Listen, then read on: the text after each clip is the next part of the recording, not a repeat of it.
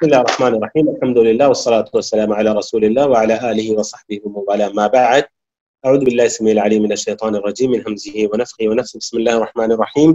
رب اشرح لي صدري ويسر لي أمري واحلل عقدة من لساني يفقهوا قولي. سبحانك لا علم لنا إلا ما علمتنا إنك أنت العليم الحكيم. اللهم لا سهل إلا ما جعلته سهلا وأنت تجعل الحزن إذا شئت سهلا. معزز طلباء اور طالبات، العقیدۃ الواسطیہ ہم پڑھ رہے ہیں اور ہم نے عقیدہ واسطیہ کا جو بہت ہی اہم حصہ ہے جو احادیث پر مشتمل ہے، ان احادیث پر جن میں اللہ عز و جل کے اسماء و صفات کا تذکرہ کیا ہے، پیارے نبی صلی اللہ علیہ وسلم نے پچھلی کلاس میں ہم لوگوں نے ایک بہت ہی اچھی دعا سیکھی تھی، اور اس دعا سے جو استدلال کیا تھا شیخ الاسلام ابن تیمیہ رحمہ اللہ نے، وہ یہ تھا کہ ربنا اللہ الذی فی السماء یعنی علی السماء، اور اس میں مجھے یاد پڑ رہا ہے کہ اس دعا کی مکمل شرح بھی یعنی جو مجھ سے ہو سکتا تھا وہ میں نے کر دیا تھا۔ اسی حدیث کو ذکر کرتے ہوئے شیخ الاسلام ابن تیمیہ رحمہ اللہ نے ایک اور حدیث کو بھی ذکر کیا، اسی ضمن میں کہا کہ پیارے نبی صلی اللہ علیہ وسلم نے فرمایا الا تأمنونی وانا امین من فی السماء، الا تأمنونی وانا امین من فی السماء۔ حدیث کافی طویل ہے، لیکن اس کو سمجھنے کے لیے ضروری ہے کہ میں جلدی سے آپ کے سامنے اس حدیث کو بھی رکھ دوں، کیونکہ ایک طویل حدیث کا بہت ہی ایک حدیث کا ایک ٹکڑا ہے یہ، جس کو شیخ الاسلام ابن تیمیہ رحمہ اللہ نے استشہاد کے طور پر، استدلال کے طور پر، دلیل کے طور پر یہاں پر ذکر کیا ہے کہ کیا تم الا تأمنونی، کیا تم مجھے امین نہیں سمجھتے ہو، حالانکہ میں امین ہوں اس کا جو آسمانوں میں ہے۔ تو یہ حدیث کب کہی پیارے نبی صلی اللہ علیہ وسلم نے؟ سبب ورود کیا ہے اس حدیث کا میں آپ کے سامنے ذکر کر دوں۔ متفق علیہ یہ روایت ہے، بخاری اور مسلم میں یہ حدیث موجود ہے۔ ابو سعید خدری رضی اللہ عنہ اس کے راوی ہیں، کہتے ہیں کہ بعث اللہ کے رسول صلی اللہ علیہ وسلم نے حضرت علی رضی اللہ عنہ کو یمن بھیجا تھا، یہ تو آپ لوگوں کو پتہ ہی ہے۔ حضرت علی ابن ابی طالب رضی اللہ عنہ نے یمن سے رسول اللہ صلی اللہ علیہ وسلم کی خدمت میں ایک سونے کا ٹکڑا بھیجا۔ یعنی حدیث میں اس طرح کے الفاظ ہیں بعث علی بن ابی طالب رضی اللہ عنہ الى رسول اللہ صلی اللہ علیہ وسلم من اليمن بذهيبة في أديم مقروض لم تحصل من ترابها، قال فقسمها بين 4 نفر، بين عيينة بن بدر وأقرع بن حابس وزيد الخين، والرابع إما علقمة وإما عامر بن الطفيل. فقال رجل من أصحابه كنا نحن أحق بهذا من هؤلاء. قال فبلغ ذلك النبي صلى الله عليه وسلم فقال ألا تأمنوني وأنا أمين من في السماء، يأتيني خبر السماء صباحا ومساء. قال فقام رجل غائر العينين مشرف الوجنتين ناشز الجبهة كث اللحية محلوق الرأس مشمر الإزار، فقال يا رسول الله اتق الله. قال ويلك أولست أحق أهل الأرض أن يتقي الله؟ قال ثم ولى الرجل. قال خالد بن الوليد يا رسول الله ألا أضرب عنقه؟ قال لا لعله أن يكون يصلي. فقال خالد بن الوليد وكم من مصل يقول بلسانه ما ليس في قلبه؟ قال رسول الله صلى الله عليه وسلم إني لم أؤمر أن أنقب عن قلوب الناس ولا أشق بطونهم. قال ثم نظر إليه وهو مقف فقال إنه يخرج من ضئضئ هذا قوم يتلون كتاب الله رطبا لا يجاور حناجرهم يمرقون من الدين كما يمرق السهم من الرمية. وأظنه قال لئن أدركتهم لأقتلنهم قتل ثمود۔ بخاری اور مسلم کی روایت ہے، اور مجھے یاد پڑ رہا ہے کہ روایت میں نے کسی پروگرام میں ذکر کی تھی، وہ جو الفتن والا پروگرام کیا تھا میں نے، اس میں اس پوری حدیث کو میں نے بیان کیا تھا، ان لوگوں کو یہ حدیث یاد ہوگی۔ ابو سعید خدری رضی اللہ عنہ کہتے ہیں کہ حضرت علی بن ابی طالب رضی اللہ عنہ نے یمن سے رسول اللہ صلی اللہ علیہ وسلم کی خدمت میں ایک सोना पेश किया एक चमड़े में रखकर, और एक सोने का छोटा सा टुकड़ा भी दुहैबिन, और वो भी सोना खालिस नहीं था बल्कि अभी तक वो मिट्टी में मिला हुआ था। तो रावी कहते हैं कि अल्लाह के रसूल सल्लल्लाहु अलैहि वसल्लम ने उस सोने को 4 अफराद में तकसीम कर दिया। एक उयैना इब्न बद्र थे, अक़रा बिन हाबिस थे, ज़ैद अल खैल थे, और चौथे या तो वो अलक़मा थे या आमिर इब्न तुफ़ैल थे। इन चारों में रसूलुल्लाह सल्लल्लाहु अलैहि वसल्लम ने उस सोने के टुकड़े को तकसीम कर दिया। फ़क़ाल रजुलुन मिन अस्हाबिही, सहाबा में से एक ने कहा कि कुन्ना नहनु अहक्कु बिहादा मिन हाउला, कि हम ज्यादा इसके हकदार थे, इस सोने के हम ज्यादा हकदार थे। ये बात रसूलुल्लाह सल्लल्लाहु अलैहि वसल्लम तक पहुंचती है। प्यारे नबी सल्लल्लाहु अलैहि वसल्लम ने फरमाया, अला तअमनूनी व अना अमीनु मन फिस समा, क्या तुम मुझे अमीन नहीं समझते, अमानतदार नहीं समझते, हालांकि मैं तो उसका अमानतदार हूँ, उसका अमीन हूँ जो आसमानों में है। यअतीनी खबरुस समाई सबाहन व मसा, सुबह शाम आसमानी खबरें मेरे पास आती हैं। उसके बाद क़ाल, रावी कहते हैं कि फ़क़ाम रजुलुन, एक आदमी खड़ा हुआ जिसकी आंखें बहुत ही अंदर की तरफ थीं, और उसके जो गाल के ऊपर का हिस्सा होता है ना, वो हड्डियां वो उभरी हुई थी, पेशानी भी उस शख्स की उभरी हुई थी, बहुत ही घनी दाढ़ी भी थी, सर मोड़ा हुआ था, और अपना उसका पायजामा यानी इजार बहुत ही ऊंचा था। गाइरुल ऐनैन मुशरिफुल वजनतैन नाशिजुल जहबती कस्सुल लिह्यति महलुक़रा मुशम्मिरुल इजार, उसका पायजामा एकदम ऊपर की तरफ था। तो फ़क़ाल, उसने कहा, या रसूल अल्लाह, अल्लाह के रसूल, अल्लाह से डरिए। अल्लाह के रसूल सल्लल्लाहु अलैहि वसल्लम ने कहा, वैलक, बुरा हो तुम्हारा, अवलस्तु अहक्कु अहलिल अर्दि अन यत्तक़ी अल्लाह, क्या जमीन वालों में मुझसे ज्यादा कोई अल्लाह से डरने वाला है। उसके बाद वो शख्स लौट गया। हजरत खालिद बिन वलीद रज़ियल्लाहु अन्हु गुस्से से खड़े हुए, हदीस में गुस्से के अल्फाज नहीं है लेकिन हालत बताती है कि वो गुस्सा हुए। या रसूल अल्लाह अला अضرب उनक़हु, अल्लाह के रसूल, क्या मैं उस शख्स की गर्दन न उड़ा दूं। एक और रिवायत में कि वो हजरत उमर रज़ियल्लाहु अन्हु थे। नबी करीम सल्लल्लाहु अलैहि वसल्लम ने फरमाया कि नहीं, हो सकता है कि वो नमाज पढ़ता हो। फिर हजरत खालिद बिन वलीद ने कहा कि कितने ही नमाजी हैं, जबान से तो वो बड़ी बड़ी बातें करते हैं, हालांकि वो चीज उनके दिल में नहीं होती।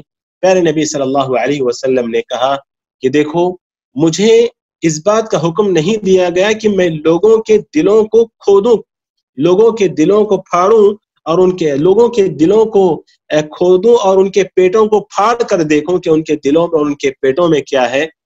फिर उसके बाद साहबी कहते हैं कि देखा कि वो शख्स चला गया, और फिर प्यारे नबी सल्लल्लाहु अलैहि वसल्लम ने कहा कि इस शख्स की नस्ल से ऐसे लोग जन्म लेंगे जो अल्लाह की किताब की कसरत से तिलावत तो करते होंगे, लेकिन कुरान उनके हलक से नीचे नहीं उतरेगा, और दीन उनके पास से इस तरह निकल जाएगा जिस तरह तलवार ढाल से निकल जाती है, या तलवार नहीं, तीर, जिस तरह तीर ढाल से निकल जाती है।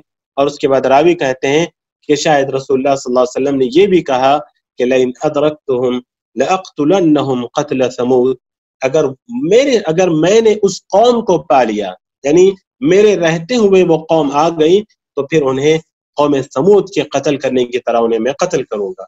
तो ये हदीस है, इसकी शरह बहुत ही अहम है।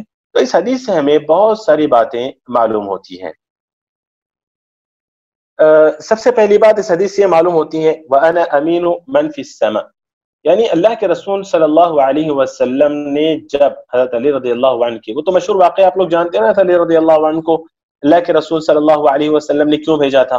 नबी करीम सल्लल्लाहु अलैहि वसल्लम ने हज़रत अली रज़ियल्लाहु अन्हु को यमन भेजा था दावत दीन की खातिर, ठीक, कि उनको अल्लाह की तरफ बुलाएं और यमन वालों से ज़कात वसूल करें, ठीक, और वहाँ के कुछ मसाइल थे, इख्तिलाफात थे, उन मसाइल को हल करें। और ये वाक़या हज्जतुल वदा से पहले का वाक़या है, क्योंकि उसके बाद अली रज़ियल्लाहु अन्हु हज्जतुल वदा के बाद अली रज़ियल्लाहु अन्हु वापस आ गए थे यमन से, और रसूलुल्लाह सल्लल्लाहु अलैहि वसल्लम से हज्जतुल वदा से पहले ही वापस आ गए थे, हज्जतुल वदा के वक्त वापस वो थे। مکہ میں حضرت علی رضی اللہ عنہ تھے. تو بہرحال یہ اس سے پہلے کا یہ واقعہ ہے جیسا کہ شارحین حدیث کہتے ہیں.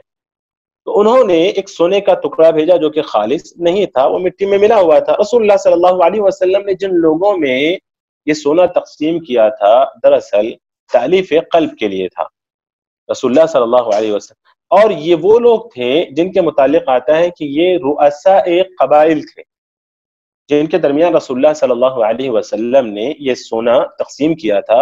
مطلب خالص سونا نہیں, مٹی میں ملا ہوا سونا. یہ رؤساء تھے.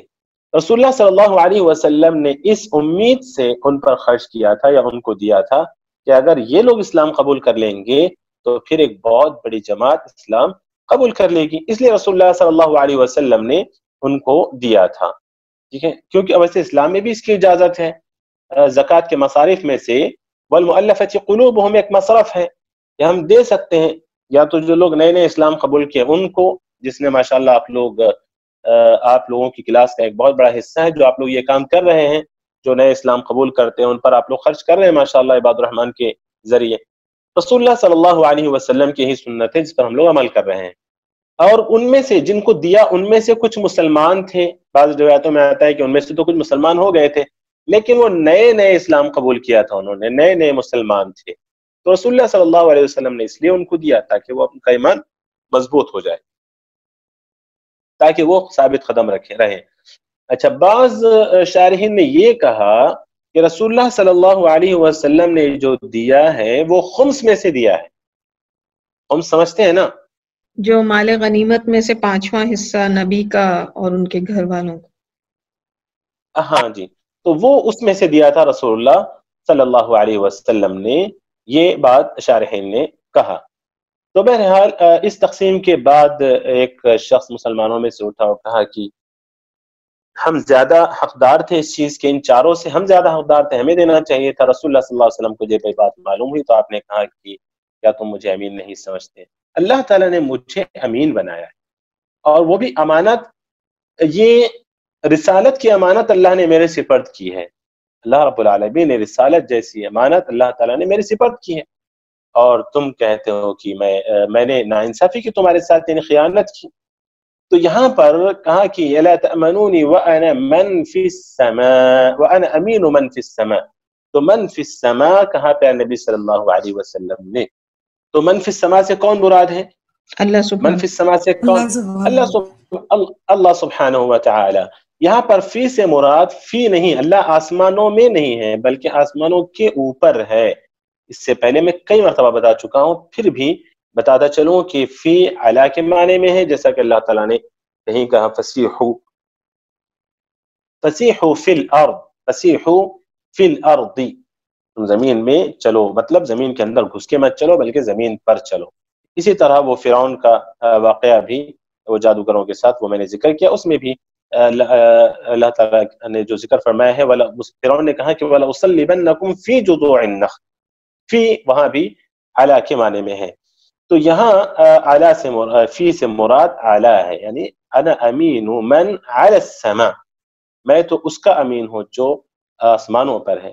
قرآن میں بھی اس کی دلیل ہمیں ملتی ہے, جیسا کہ سورۃ الملک میں اللہ رب العالمین فرماتے ہیں اَأَمِنْتُمْ مَنْ فِي السَّمَاءِ أَنْ يَخْسِفَ بِكُمُ الْأَرْضِ فَإِذَا هِيَ تَمُورُ أَمْ أَمِنْتُمْ مَنْ فِي السَّمَاءِ أَنْ يُرْسِلَ عَلَيْكُمْ حَاصِبًا, کیا تم بے خوف ہو گئے ہو اس سے جو آسمانوں میں.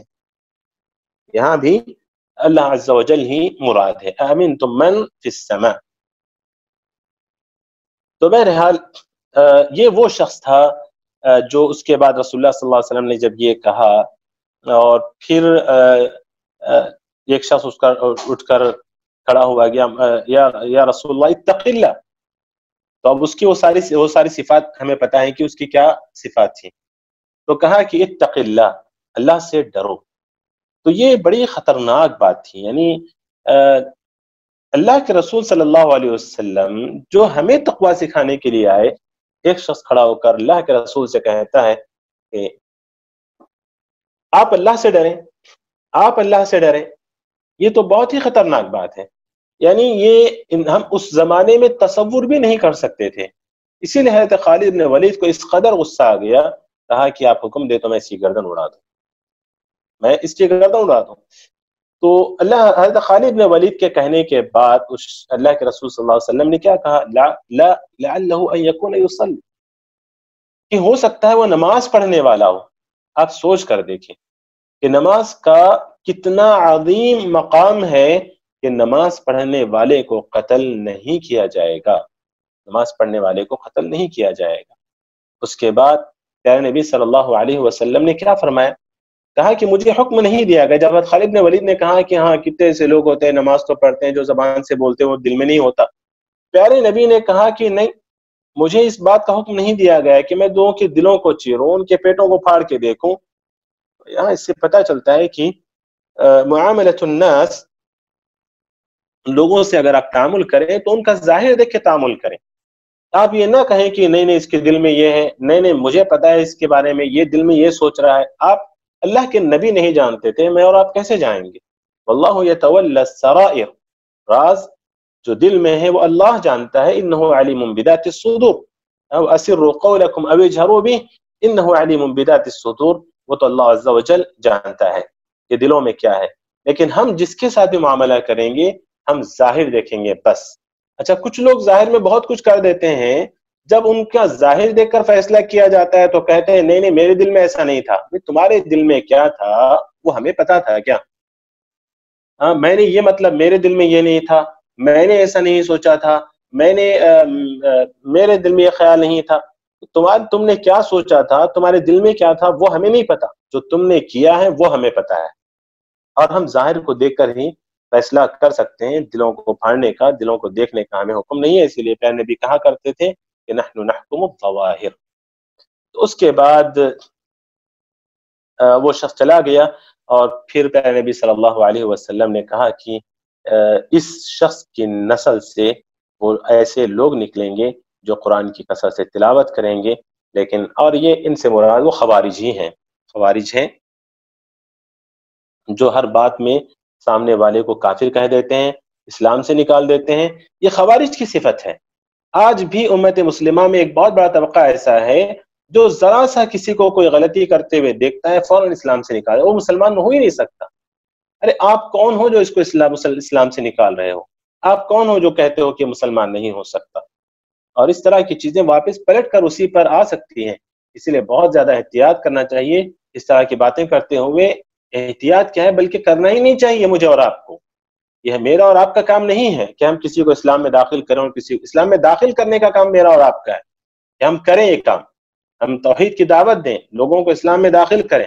ہم وہ تو نہیں کرتے، لیکن بیٹھ کر اپنی مسند پر لوگوں کو اسلام سے نکال رہے ہوتے ہیں، اور ہمیں ذرا برابر وہاں نہ شرم آتی ہے نہ اللہ کا خوف ہمارے دل میں آتا ہے کہ ہم کتنے لوگوں کو اسلام سے خارج کرتے ہیں، زندگی میں کبھی اسلام میں کسی کو داخل کرنے کی کوشش نہیں کی. تو یہ وہ لوگ ہیں جنہوں نے اللہ کے رسول کو نہیں چھوڑا اور کہا کہ اللہ سے ڈریں، اللہ سے ڈریں. یہی وہ لوگ ہیں. تو اب یہ خوارج، اب اگر وہ راوی کی بات کو پکا لیا جائے، میں مزید مجھے شرح پڑھنا چاہیے تھا کیونکہ راوی نے شک کیا کہ اظنہ انہ قال، مجھے گمان ہے کہ اللہ کے رسول نے کہا کہ اگر میں نے ان کو پا لیا تو میں قوم سمود کی طرح انہیں قتل کروں گا. تو اس بات سے استشہاد کر لیتا، اس بات سے دلیل پکڑتے ہوئے محدثین کہتے ہیں کہ خوارج کو قتل کرنا مشروع ہے اگر وہ ہمیں مارنا چاہیں، میں قتل کرنا چاہیں. حالانکہ وہ قرآن پڑھنے والے ہوں گے، زبردست دیندار نظر آئیں گے آپ کو، داڑھی بڑی ہوگی ان کی، سر پہ بال نہیں، پیجامے اوپر، ہاں، وہ صرف اپنے آپ کو مسلمان سمجھ رہے ہوں گے، سامنے والے کو نہیں. تو ایسی صورت میں آپ کو اجازت ہے، یعنی وقت کا جو حاکم ہوگا وہ اس بات کا فیصلہ کرے گا. میں اور آپ تلوار لے کر نہیں نکل جائیں گے کہ یہ خارجی ہے، اس کے خلاف نکلو. تو بہرحال یہ پوری حدیث، اس حدیث سے بہت ساری باتیں جو ہمیں معلوم ہوئی وہ میں نے آپ کے سامنے ذکر کی کہ اللہ رب العالمین کی صفت علو کا تذکرہ ہوا اس حدیث میں. اس حدیث میں یہ بھی تذکرہ ہوا کہ مسلمانوں کو ہم، یعنی بعض کفار کو مسلمانوں کا مال دے سکتے ہیں ان کو قریب کرنے کے لیے، ان کے دل میں اسلام کی محبت پیدا کرنے کے لیے. اس طرح یہ بھی معلوم ہوا کہ کسی کے بھی ساتھ معاملہ کرنا ہو تو صرف ظاہر دیکھ کر کریں گے، آپ باطن کو آپ نہیں جانتے، باطن کا جاننے والا صرف اللہ عز و جل ہے. یہ بھی پتہ چلا ہمیں کہ نماز کی کس قدر عظمت ہے اسلام میں، نماز کس قدر عظیم عبادت ہے کہ نماز پڑھنے والوں کو قتل نہیں کیا جائے گا. اور یہ بھی پتہ چلا کہ خوارج بہت ہی خطرناک ہوتے ہیں، پیارے بڑے ہی دیندار ظاہر میں نظر آئیں گے، قرآن کی تلاوت کثرت سے کرنے والے ہوں گے، فلاں ہوں گے، لیکن دینداری ان کے اندر ذرا برابر نہیں ہوگی. وہ دین سے اس طرح نکل جائیں گے جس طرح تیر کمان سے نکل جاتی ہے. اللہ تعالی ہم سب کی حفاظت فرمائے. اللہ تعالی ہمیں صحیح معنی میں دیندار بنائے، صحیح معنی میں توحید پرست بنائے، صحیح معنی میں اللہ رب العالمین ہمارے عقائد کی اصلاح فرمائے اور ہمیں نفع بخش علم عطا فرمائے. آمین. وصلی اللہ وسلم وبارک علی نبینا محمد وعلی آلہ وصحبہ اجمعین والحمد لله رب العالمين. سبحانك اللهم وبحمدك اشهد ان لا اله الا انت استغفرك واتوب اليك. والسلام عليكم ورحمه الله وبركاته.